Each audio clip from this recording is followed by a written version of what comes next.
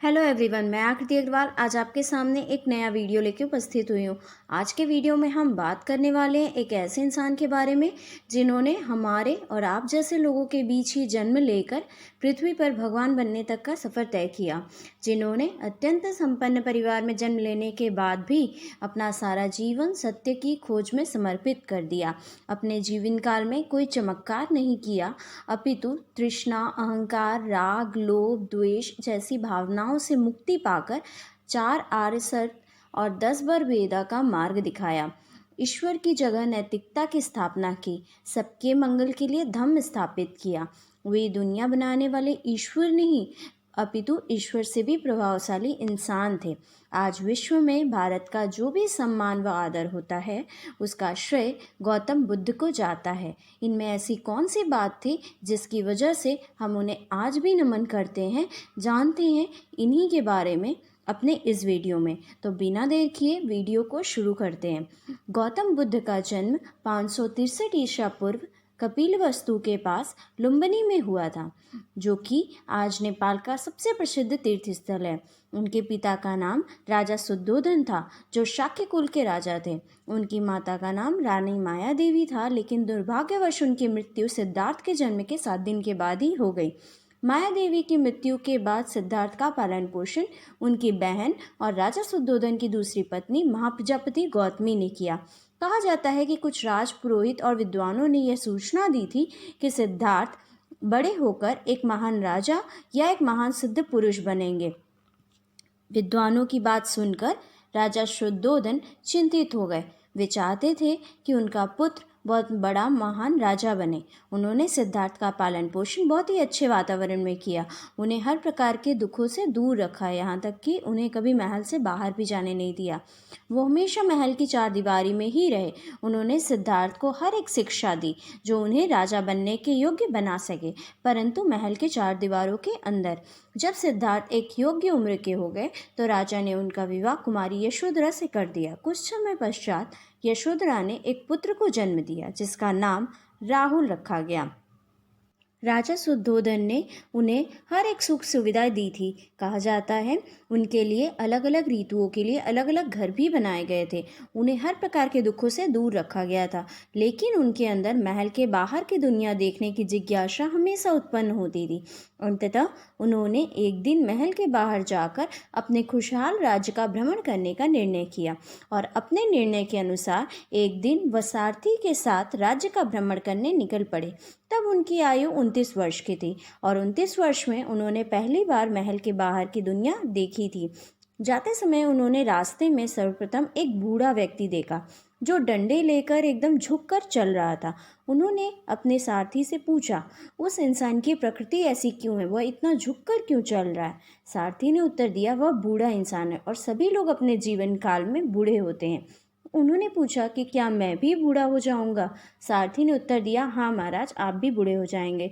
तब सिद्धार्थ को पहली बार यह पता चला कि इंसान बूढ़ा भी होता है। कुछ देर बाद एक बहुत ही बीमार व्यक्ति को सिद्धार्थ ने देखा। उन्होंने अपने सारथी से फिर पूछा, यह कौन है और ऐसा क्यों है? सारथी ने उत्तर दिया, यह व्यक्ति बीमार है। तो सिद्धार्थ ने पूछा, क्या मैं भी बीमार हो सकता हूँ और कोई भी बीमार हो सकता है? तो सारथी ने उत्तर दिया, हाँ, कोई भी व्यक्ति बीमार हो सकता है और आप भी बीमार हो सकते हैं। आगे उन्हें एक शव यात्रा दिखी। फिर सिद्धार्थ ने वही प्रश्न पूछा, यह कौन है? तो सारथी ने उत्तर दिया, यह एक मृत व्यक्ति है और जो भी इस दुनिया में आता है उसे एक न एक दिन जाना पड़ता है। यह सब कुछ देखकर वे बेहद परेशान हो गए। उनके मन में जीवन के लिए तरह तरह के प्रश्न उठ रहे थे। वे बहुत ही चिंतित थे। उन्हें अपने प्रश्नों के कोई भी उत्तर नहीं दिखाई दे रहे थे। आगे जाने पर उन्हें एक सन्यासी व्यक्ति दिखा। उन्होंने सारथी से पूछा कि यह कौन है? तो सारथी ने उन्हें बताया, यह एक सन्यासी व्यक्ति है। जब कोई इंसान अपने जीवन की सारी सुख सुविधाओं को त्याग कर ज्ञान व ध्यान का मार्ग चुन लेता है तो वह व्यक्ति सन्यासी हो जाता है। और फिर वह ये सोचने पर विवश हो गए कि जब हर व्यक्ति को जीवन में दुख ही झेलना है तो इस वैभवशाली जीवन का क्या अर्थ है।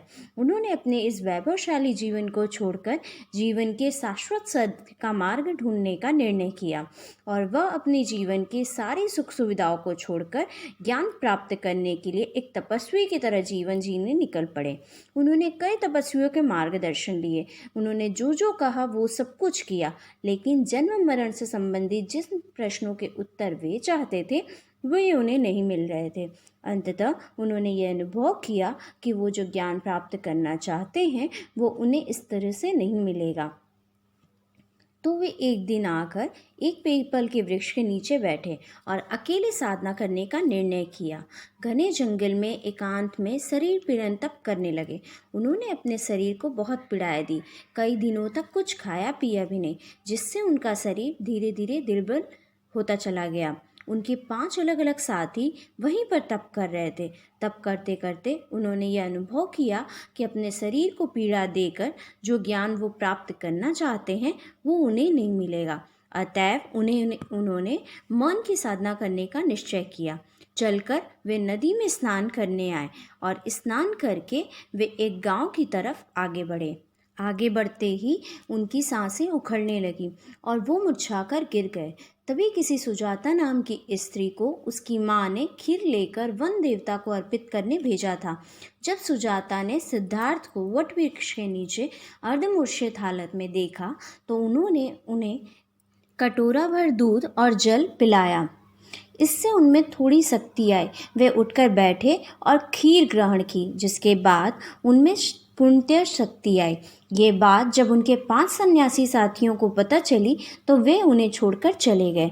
इसके बाद वे आगे बढ़े, जहां उन्होंने पीपल का वृक्ष देखा, जिसके नीचे बैठकर उन्होंने मन की साधना प्रारंभ की। साधना के पश्चात वे बहुत एकाग्र हो गए और उन्होंने यह अनुभव किया कि जिसका निर्माण होता है वह नष्ट भी होता है। कैसे प्राणी जन्म व मृत्यु की श्रृंखला से गुजरता है। सिद्धार्थ गौतम ने अपनी चेतना से जाना कि प्राणी कष्ट क्यों पाता है, अज्ञान का कारण क्या है, दुख का निवारण कैसे होता है, आदि सारे रहस्य को जाना और अंततः वैशाख पूर्णिमा के दिन पीपल वृक्ष के नीचे उन्हें पूर्णतः ज्ञान की प्राप्ति हुई। यह वृक्ष बाद में बोधि वृक्ष और यह स्थान बोध गया के नाम से प्रसिद्ध हुआ। अपने सारे प्रश्नों के उत्तर पाते ही सिद्धार्थ गौतम बुद्ध बने। बुद्ध अर्थात बुद्धि से परिपूर्ण। यह सब ज्ञान प्राप्त करने के बाद उन्होंने अत्यंत प्रसन्नता का अनुभव किया। बुद्धत्व प्राप्ति के बाद उन्होंने अपने कुछ सप्ताह वहीं बोधि वृक्ष के आसपास गुजारा। फिर उन्होंने विचार किया कि किसे धम्म का उपदेश दिया जाए। तब उनके विचार में सर्वप्रथम उनके वे 5 सन्यासी साथी आए जो उन्हें तप करते समय छोड़कर चले गए थे। वे साथी सारनाथ में थे। सारनाथ आगमन के बाद उन्होंने गौतम बुद्ध से बात नहीं की, लेकिन बाद में वे बुद्ध से प्रभावित हुए।